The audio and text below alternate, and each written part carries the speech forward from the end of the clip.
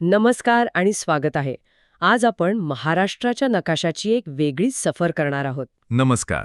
हा नकाशा म्हणजे फक्त काही रेषा आणि नावं नाहीत, तर तो गेल्या 60 वर्षात घडलेल्या राजकीय, सामाजिक आणि प्रशासकीय बदलांचा एक जिवंत दस्तऐवज आहे. आज आपण हाच दस्तऐवज उलगडून पाहणार आहोत. अगदीच. अनेकांना वाटतं की नकाशा म्हणजे एक स्थिर गोष्ट आहे, पण महाराष्ट्राचा नकाशा सतत बदलत आलाय. आणि आजच्या चर्चेसाठी आपल्याकडे MPSC स्पीक्सच्या काही नोट्स आहेत, ज्याच्या आधारे आपण हा संपूर्ण प्रवास समजून घेणार आहोत. आपण सुरुवात करूया महाराष्ट्राच्या स्थान आणि विस्ताराने. हो. तर महाराष्ट्राचा अक्षवृत्तीय विस्तार आहे 15°44' उत्तर ते 22°6' उत्तर. 15:40 ते 22:06 उत्तर. बरोबर. आणि यातला अक्षवृत्तीय फरक आहे 6°22'. ठीक आहे. आणि रेखावृत्तीय विस्तार? रेखावृत्तीय विस्तार आहे 72°36' पूर्व ते 80°54' पूर्व. म्हणजे रेखावृत्तीय फरक झाला 8°18'. अगदी बरोबर. आणि या विस्तारामुळे राज्याची लांबी रुंदी बरीच मोठी आहे. पूर्व-पश्चिम लांबी किती आहे? पूर्व-पश्चिम लांबी आहे साधारण 800 किलोमीटर. 800 किलोमीटर.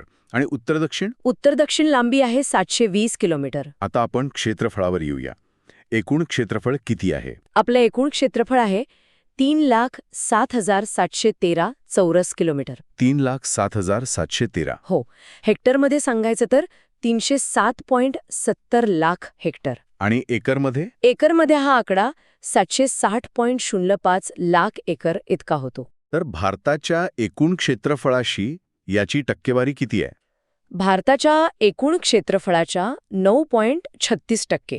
9.36%. म्हणजे क्षेत्रफळानुसार भारतात आपला क्रमांक कितवा लागतो? तिसरा. हो. राजस्थान आणि मध्य प्रदेश नंतर. आणि राज्याची राजकीय स्थापना?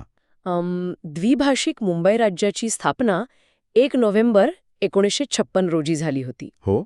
आणि त्यानंतर संयुक्त महाराष्ट्राची स्थापना झाली 1 मे 1960 रोजी. बरोबर. आता आपण महाराष्ट्राच्या राजकीय सीमा आणि शेजारील राज्यांबद्दल बोलूया. नक्कीच. सुरुवात वायव्य दिशेपासून करूया. ठीक आहे.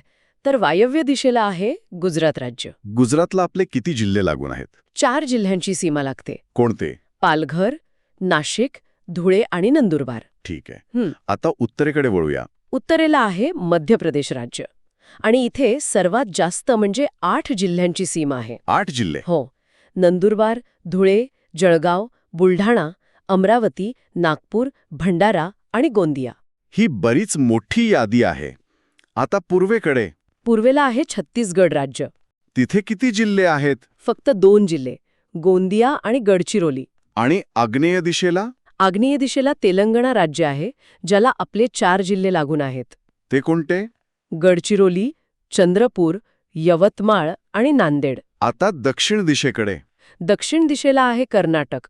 कर्नाटकाला 7 जिल्ह्यांची सीमा लागते. 7 जिल्हे? हो. नांदेड, लातूर, धाराशिव, सोलापूर, सांगली, कोल्हापूर आणि सिंधुदुर्ग. आणि सगळ्यात शेवटी दक्षिणेला गोवा. हो, गोवा.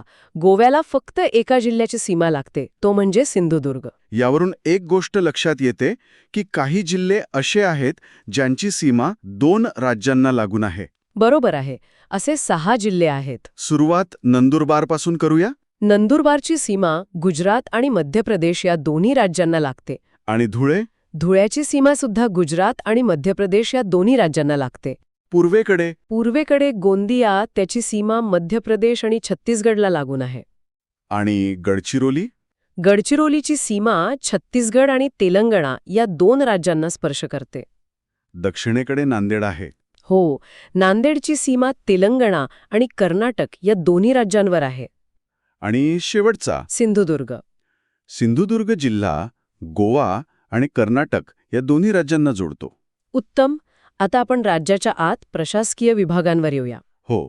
1 मे 1960 रोजी 4 विभाग होते. कोकण, पुणे, औरंगाबाद आणि नागपूर. आता 6 आहेत. बरोबर. आता आपण या विभागांची क्रमवारी पाहूया. अधिक क्षेत्रफळानुसार पाहू. उतरता क्रम सांगा. क्षेत्रफळानुसार सर्वात मोठा विभाग आहे छत्रपती संभाजीनगर. मराठवाडा? हो. त्यानंतर नाशिक, पुणे, नागपूर, अमरावती आणि सर्वात लहान आहे कोकण विभाग. कोकण सर्वात लहान आहे क्षेत्रफळाने. हो. आता जिल्ह्यांच्या संख्येनुसार क्रम कसा आहे? जिल्ह्यांच्या संख्येतही छत्रपती संभाजीनगर विभागच पहिला आहे. तिथे 8 जिल्हे आहेत. 8 जिल्हे. त्यानंतर येतो कोकण विभाग, जिथे 7 जिल्हे आहेत. मग नागपूरमध्ये 6 जिल्हे आहेत. आणि बाकीच्या तिन्ही विभागामध्ये? पुणे, अमरावती आणि नाशिक या तिन्ही विभागांमध्ये प्रत्येकी 5 जिल्हे आहेत. अच्छा.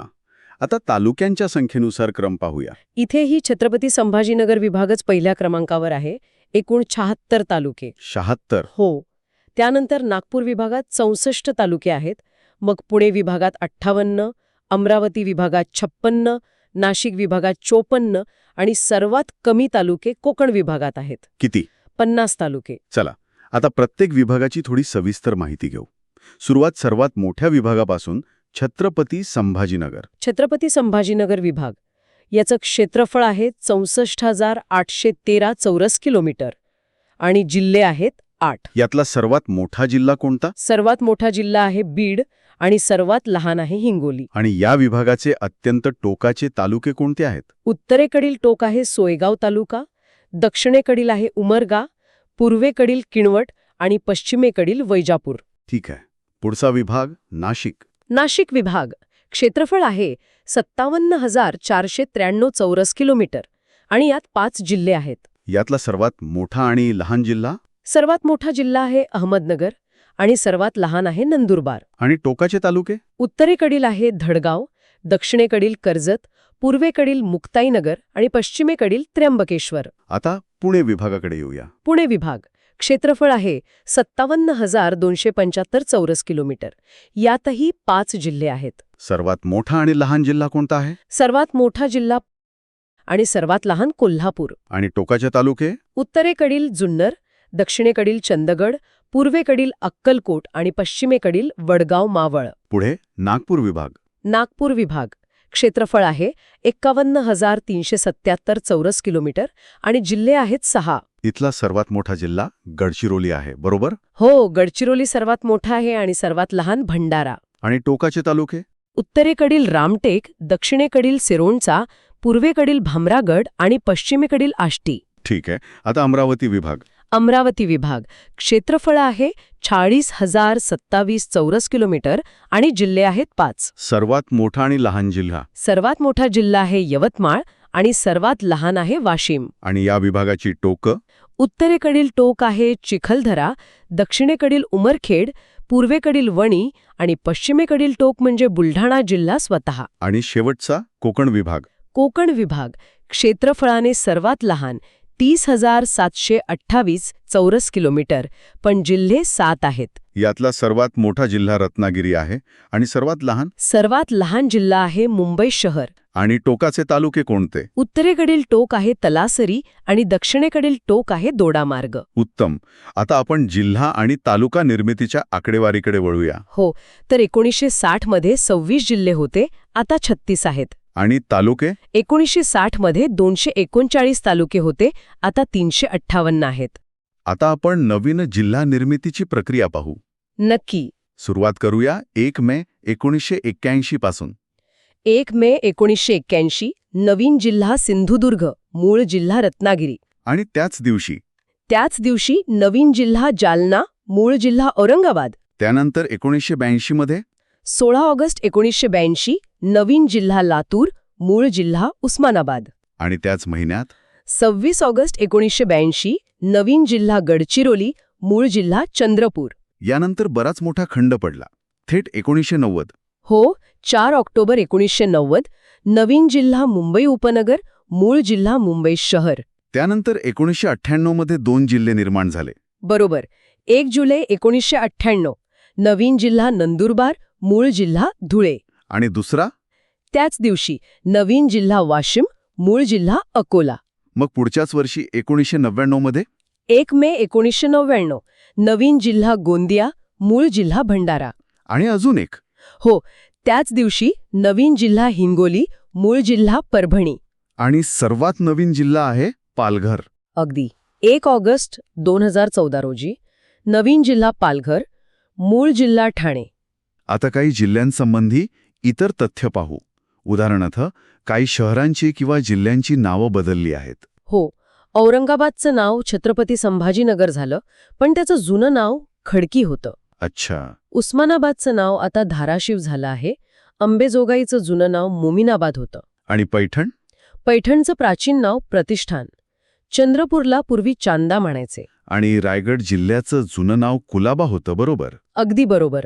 1 जानेवारी 1981 रोजी हे नाव बदललं. आता काही जिल्हा मुख्यालय पाहूया, जी त्या नावाच्या शहरात नाहीत. हो, हे महत्वाचं आहे.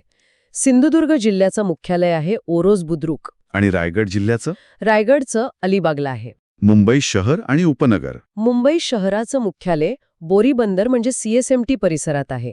आणि मुंबई उपनगरचं मुख्यालय वांद्रे येथे आहे. आता क्षेत्रफळानुसार सर्वात मोठे जिल्हे पाहू. अहमदनगर पहिला, त्यानंतर पुणे आहे, तर नाशिक, सोलापूर आणि गडचिरोली. आणि क्षेत्रफळानुसार सर्वात लहान जिल्हे? सर्वात लहान अर्थातच मुंबई शहर. त्यानंतर मुंबई उपनगर, भंडारा, ठाणे आणि हिंगोली यांचा क्रम लागतो. आता तालुक्यांच्या संख्येनुसार जिल्हे पाहूया. सर्वाधिक तालुके कुठे आहेत? सर्वाधिक म्हणजे 16 तालुके असलेले 2 जिल्हे आहेत. कोणते? नांदेड आणि यवतमाळ. 16 तालुके. आणि त्यानंतर? त्यानंतर 15 तालुके असलेले 4 जिल्हे आहेत. चंद्रपूर, रायगड, नाशिक आणि जळगाव. आणि सर्वात कमी तालुके? सर्वात कमी तालुके मुंबई उपनगरमध्ये आहेत, फक्त 3. आणि त्या खालोखाल? मग धुळे जिल्ह्यात 4 आणि हिंगोली जिल्ह्यात 5 तालुके आहेत. आता एक मजेशीर मुद्दा. वेगवेगळ्या जिल्ह्यांमध्ये समान नावाचे तालुके आहेत. हो, यामुळे गोंधळ होऊ शकतो. उदाहरणार्थ खेड. खेड नावाचा तालुका पुणे जिल्ह्यात पण आहे आणि रत्नागिरी जिल्ह्यात पण आहे. कर्जतबद्दलही तसंच आहे. हो, कर्जत तालुका अहमदनगर आणि रायगड या दोन्ही जिल्ह्यांत आहे. मालेगाव हे नाशिक आणि वाशिम या दोन्ही जिल्ह्यांत आहे. शिरूर तालुका पुणे आणि बीडमध्ये आहे.